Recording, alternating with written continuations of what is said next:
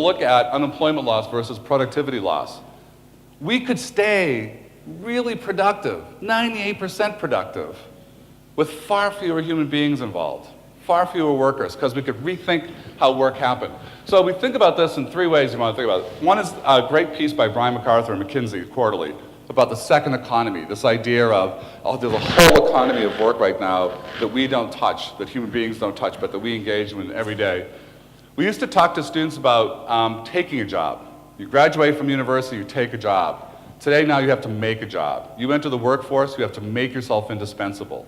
You can't wait for work to come to you. You have to recognize opportunities and bring those forward. You have to be the proactive problem solver. You have to be the person that feels like, if we have to make cuts, this is the last person I can afford to lose. And finally, creating T-shaped employees. You're no longer an expert in X.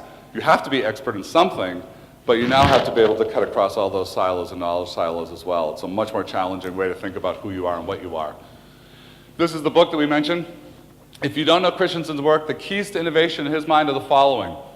All the companies like IBM who have successfully reinvented themselves have done so by breaking off some group. Now, here's a key distinction. Think of the phrase sustaining innovation and disruptive innovation. Taking what you do now in your normal course of business and being better at it, that's sustaining innovation. That's important work.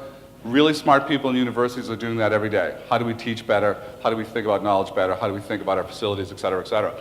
Disruptive innovation is the innovation that happens and is a game changer, that changes everything. So if you take a look at what Amazon did to bookstores, that was a disruptive innovation. It came in and disintermediated the way people bought books and a lot of other things as a result. He also talks about disaggregating key functions and reinventing your business model. I'll come back to that in higher ed in a moment. We often get it wrong when we don't understand the job to be done. So a lot of the debates in higher education today are about solutions that the market isn't looking for. So if we take a look at, let me give you a really quick example. We were an early pioneer of 3-year degree programs. Some of you come from countries where that is the norm. It isn't in the US. 4 years is the norm. And when we look at those programs, we thought this is a great idea. This will save 25% off the cost of a college degree, right? We're going to take 1/4 out of the equation. This will be a winner. We struggled to get more than 80 new students in that program every year, and that's been a struggle every year. And then I thought about jobs to be done theory, which says we often think we're answering or getting a job done that the customer actually doesn't want done. They're doing something else. And in our case, why do American 18-year-olds go to college? If you think it's for an education, that's only a little bit of the solution. That's only a little bit of the job. Of course, that's what they're looking for.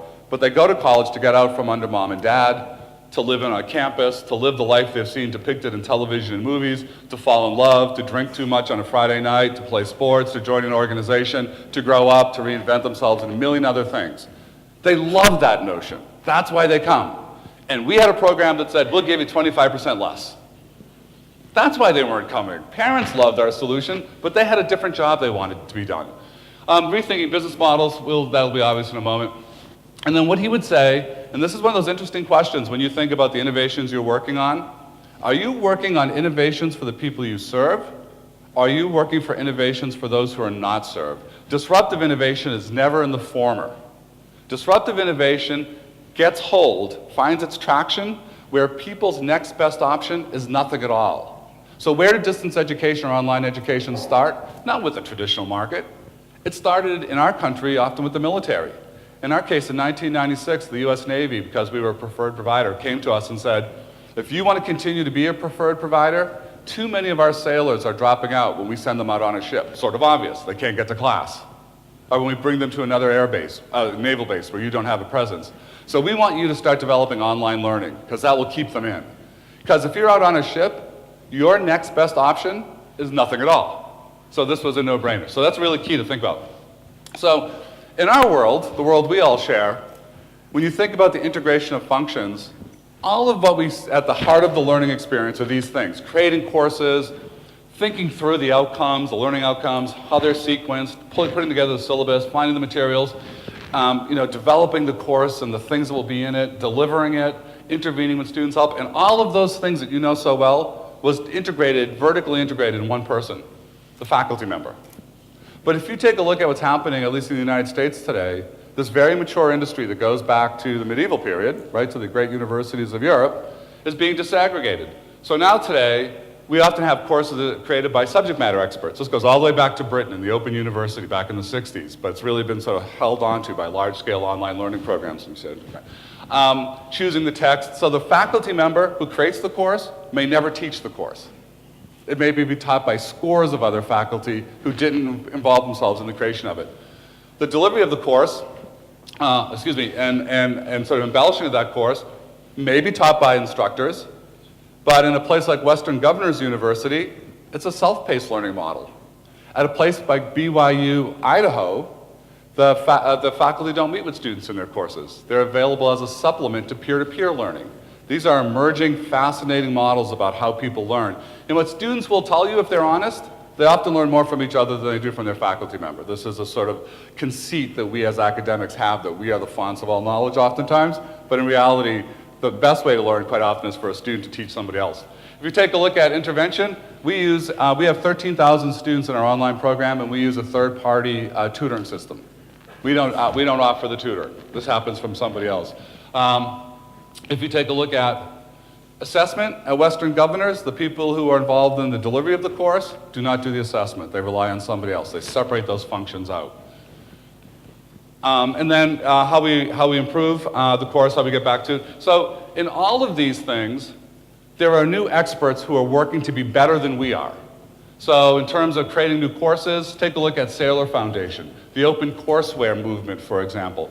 Take a look at what MIT-X is doing in Stanford as they move their content out into the world. All of them are making this available and saying we can do it better, or at least as good, and for a lot less money. When we talk about delivery, go online and take a look at something like OpenStudy. OpenStudy is a peer-to-peer learning platform. It has 100,000 users. And the average response time when a student goes on and says, I'm working on this math problem and I can't understand it, is under 5 minutes. And the accuracy of the responses is exceedingly high, way up in the 90th percentile. And interestingly, if you're the student who needs help with that math problem and you get bad advice, the wisdom of the group comes in and says, no, wait a minute, that's not it, actually. This is how you have to think about it. And they fix it. It's a really remarkable peer-to-peer learning platform, and they're rolling out and expanding. I don't know if you know P2P University.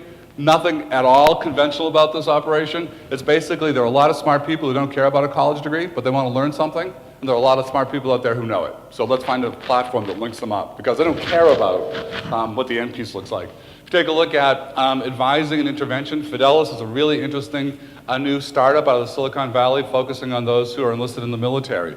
And they've created this whole social networking theory basis around learning mentors or guides, people in your life who can help you master the knowledge, not worrying about the university or the faculty. In terms of assessments, a lot of really good work here around game-based simulations. Western Governors University is separating assessment, as I said. OER Foundation is starting to work at open source assessments. So a lot of different ways to think about how we assess. And probably the one that should be up there and isn't, I don't know how familiar you are with it in the US, all the rage right now, the badges movement. So the MacArthur Foundation has put a lot of money in badges. And the notion here is that in a competency-based world, where the competencies can be pretty fine-grained, you ought to be able to have some credential that says you've mastered that thing. So an easy example is the guy or the woman who's been working in IT as a programmer forever. But now they want to get into their companies moving into mobile computing, and they need to know Roadrunner or Python. They don't need a degree. They don't want a bunch of courses. They want to get in, get their hands dirty, master the programming language, and be able to show it in a way that employers will trust, that their boss will trust, so they can get that raise and get that promotion. They can move over in the mobile computing world. And a badge would be the way you would show that. It's not a transcript. And so very early in this movement, and people are still trying to figure this out, and how do you certify badges, and how long are badges good for, and how are they defined? But there's a lot of energy going into the notion of badges. And then finally, on the back end, improving and refining. Look at the stuff that people like Newton and CMU, Carnegie Mellon University is doing around open learning, their embedded assessments, the improvements that they're showing in student learning, pretty remarkable stuff. The point here is, all of these things were once in the world of the individual faculty member, and many of them who did it brilliantly, but if you look at the system, it doesn't work and it doesn't scale. Those segments are now being done really, really well by other people. And as Paul Chan said earlier, There are a lot of energy now about how you combine in innovative ways, right? Steve Jobs would say, let me take these pieces and piece them together, and I'll give you an example of what we're doing around that. So 4 critical needs moving forward for disruptive innovation. One is that we have to have a lot more clarity about what it means to master something. We are in an industry that actually doesn't do a very good job talking about quality. We don't know how to define it. Our faculty will argue about it forever. We can't get to agreement. The reality in the United States is that someone's introduction to general psychology, accepted here for 3 credits, is not accepted at this university over here for 3 credits. Well, ours is better. Well, how do you know?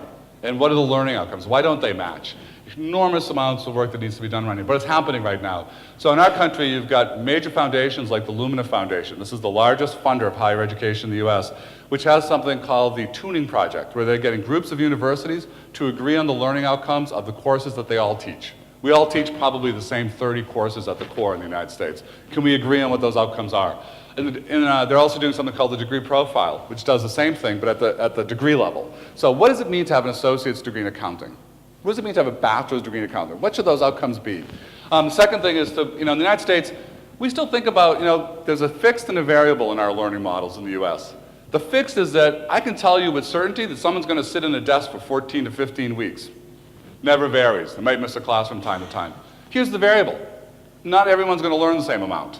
This makes no sense, right? So we're trying to flip, we're trying to find models that say, the thing that ought to be fixed is mastery, that you actually know the thing we said you know, and it shouldn't matter how long, how fast, or how slow you go. If you need 2 years to master your college writing course, take 2 years.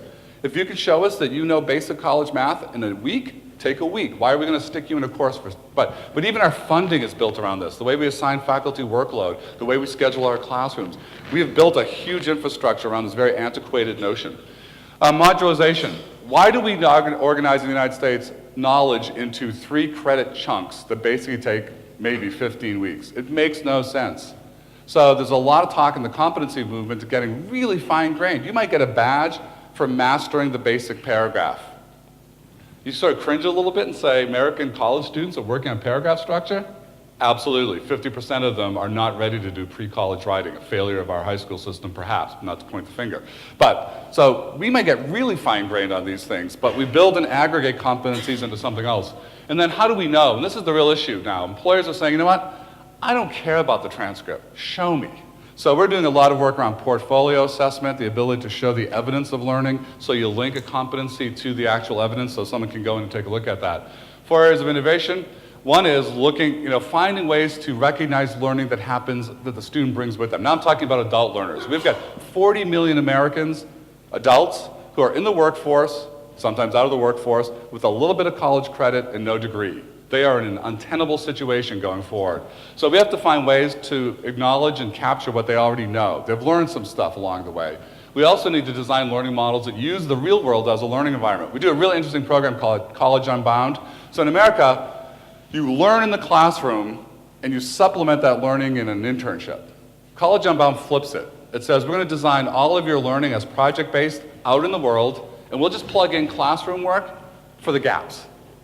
So you're working on a project, you're in a biotech firm, and there's some math you don't know, right? And if you think about learning that way, where people are following the passions, this is the world I want to be in, I'm working in that place. I hate math, but if that piece of math is what you need to be successful, all of a sudden math becomes really exciting and important. You want to learn that math because you're really excited. It really is very, very dramatic. And then badges I've talked about. So in the new model I'm going to quickly run through, we have something called the Pathways Project. Very ambitious. It's going to pilot in January of 13. We just found out last week that it is a finalist for the Gates Foundation New Generation Learning Challenge. So we'll find out soon if we get the Gates money, but we're going to go forward with it or without. And the question we were inspired by Mohammed Yunus of the Grameen Bank. He was asked in an interview how he came up with the idea of the Grameen Bank and microlending. You all know his work. The Grameen Bank is famous for micro-enterprise microlending. And he said, well, I thought to myself, what do banks do? And whatever they do, I'll do the opposite. So banks lend to men, I'll lend to women. Banks require collateral, I don't require any. Banks require you to come into the bank, I'll go out to the village. And he had this whole list of things. So we thought, could we use this sort of heuristic to think about higher ed and reinventing? So we said, here are all the things that traditional higher ed does, but we're going to start doing it opposite. So in the United States, higher education is expensive. The Pathways Project tries to make it close to free. So in our rollout model, we will be down to $2,500 for a year of college, $5,000 for an associate's degree. That's really cheap in our world, really inexpensive in our world. They talk about time fix, we're not going to care. If you can show us in the first week that you've mastered the math competency, you're done. You're done with math. Move on. If it takes you 3 years to master writing, we'll take 3 years. Learning comes to the institution, not going to happen with the Pathways Project. Our campuses are intimidating places built around 18-year-olds. You take a 30-year-old who's working, couple of kids, trying to make soccer practice, busy life, and now their world is telling them they have to go back for a college degree. The last place they want to be quite often is a college campus. They weren't very successful last time they were there, probably. We use acronyms they don't understand. Our office is closed just when they're available in the early evening. They're surrounded by all these cool kids with backpacks and their pants halfway down their butts who don't look like them, right? It doesn't look like the place you want to be if you're 30 years old in a different world. So we're going to go to them, and we're partnering with large-scale employers like ConAgra Foods and everything, and we've blown up the notion of the curriculum, and we've gone to something we've called the knowledge map. The knowledge map is a set of 90 competencies at 3 levels. At each level, so the first level, you say, wait a minute, you have 4 over here. Yeah, we do have 4. The first one is kind of a launch pad. It's orientation developmental. So there's some things we need to do to get you ready to go. But the 3 levels above that are 90 competencies, and they roughly correspond to 20 college credits. At 60, you're halfway to an American undergraduate degree, you have an associate's degree. You get a badge for every one of those boxes, you get a certificate at the first 2 levels, you get an associate's degree at the 3rd. And we use prior learning assessments to see what you bring to the table, you plug those in, you start checking off boxes. And we map these against a whole series of really solid, a bunch of solid research studies and studies of employers about what matters. So we've drilled down every one of these competencies. At every one of those boxes is an assessment, and we're partnering with ETS, who do the SATs, right? We wanted a rock-solid, respectable assessment partner, so no one would question this weird model.